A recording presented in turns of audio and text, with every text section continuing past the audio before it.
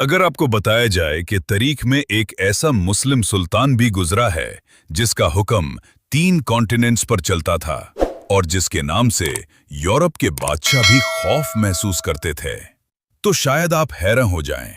ये कहानी है सुल्तान सुलेमान की, जो 1494 में पैदा हुए और बाद में ऑटोमन एम्पायर के सबसे ताकतवर हुक्मरान बन गए।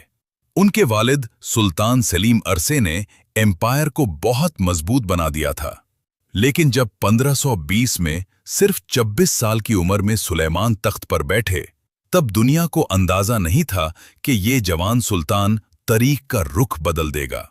उस वक्त यूरोप की बड़ी ताकतें ऑटोमन एम्पायर को रोकना चाहती थीं और हंगरी और हैब्सबर्ग एम्पायर्स उनके सबसे बड़े दुश्मन थे।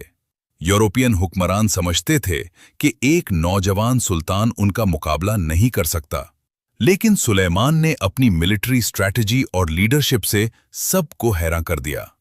1521 में उन्होंने बेलग्राड जैसा मजबूत किला फतह कर लिया और फिर 1526 में मोहाच की जंग हुई, जहां सिर्फ 2 घंटों के अंदर ऑटोमन फौज ने हंगरी की आर्मी को शिकस्त दे दी। इस फतह के बाद ऑटोमन एम्पायर यूरोप के अंदर तक फैल गया और सुल्तान सुलेमान की सल्तनत एशिया, यूरोप और अफ्रीका के बहुत से हिस्सों तक फैल चुकी थी।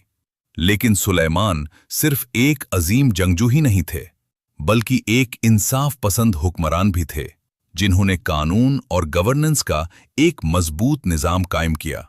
इसीलिए उन्हें सुलेमान द मैग्निफिसेंट और लॉ गिवर के नाम से भी जाना जाता है। उनके दौर में इस्तांबुल दुनिया के सबसे अमीर और पावरफुल शहरों में शामिल हो गया और उन्होंने 40 साल तक हुकूमत करते हुए ऑटोमन एम्पायर को उसकी तारीख के सबसे पावरफुल दौर तक पहुंचा दिया। आज भी तारीख के सफ़ों में सुल्तान सुलेमान को दुनिया के अजीम तरीन मुस्लिम हुक्मरानों में शुमार किया जाता है और उनकी कहानी ताकत, लीडरशिप और स्ट्रैटेजी की एक मिसाल बन चुकी है।